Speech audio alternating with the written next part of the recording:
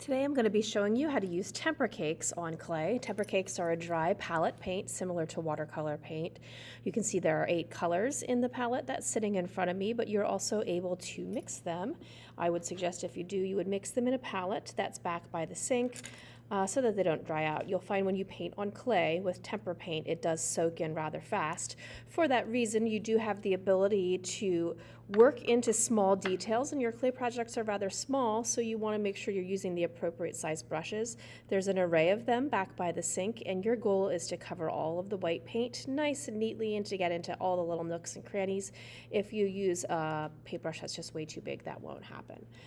So tempera paints can look a little bit rough. However, they do have this brush that's on the center of the palette. This is a very bristly brush. It is not meant for painting. It should always stay on your set of paints when you put it back, so please make sure you're doing that.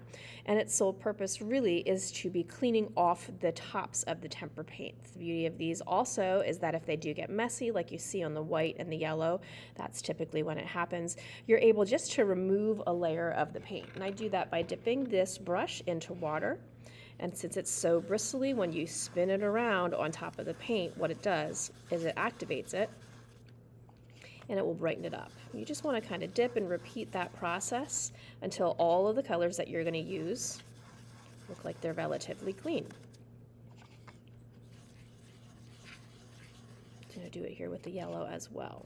You'll also see while I'm doing this that the other colors look wet. It's really smart to put a little dollop of water on all of your colors, and then while you're setting up and kind of cleaning up like I'm doing right now, it's going to start activating the paint. When you first start to use tempera paint, it does seem like it's a little bit watery, but the more you swish your brush around and the more you activate it with water, the thicker it will be, and your goal is a thick application. So I have a small piece of slab clay right here that's been fired and it's ready to go. This is the same that your clay projects will be when you're ready to go, and I've already painted some blue on there and just let it dry for a moment. I'm going to start just by painting on here and swishing my brush around in any old color, and you're going to see when I first start to paint it, it might not look like it's very thick, it might be a little bit watery, but it soaks in right away to the clay. So you're able to get a nice amount of detail knowing that your goal is to cover it so it doesn't look streaky. So if you get one layer on there, you're just going to swish your brush around and do a second layer until it's a nice, thick, saturated application of paint.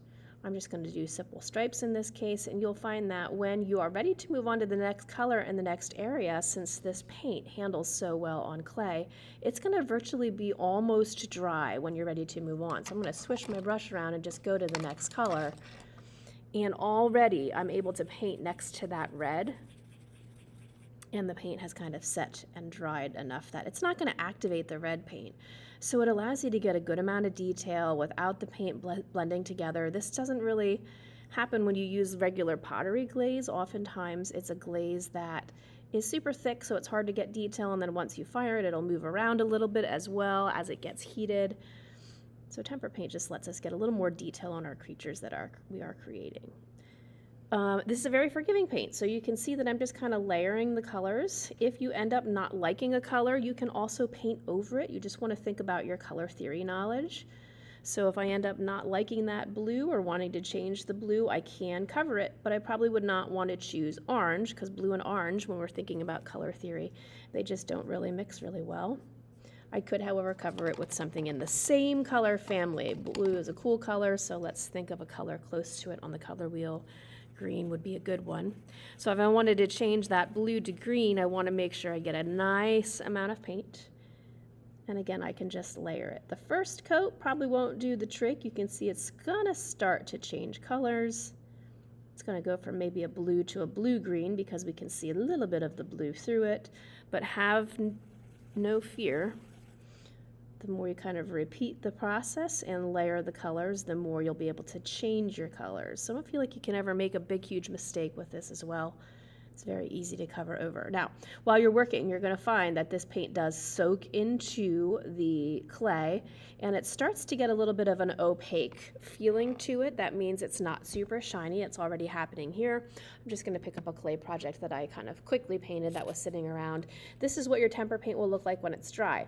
Great color, nice and vibrant, but not super shiny. If you do not like that, there is something called Mod Podge that we'll be able to paint on, and I will introduce that later. And basically it puts a shiny coat over top of your clay, and it makes that color more permanent. So you just kind of ask yourself right now, do you like the more shiny look, or do you like the more opaque look and dry look? For the Tempera cake introduction, please be sure to use appropriate size brushes. Keep the red bristly brush on your paint palette.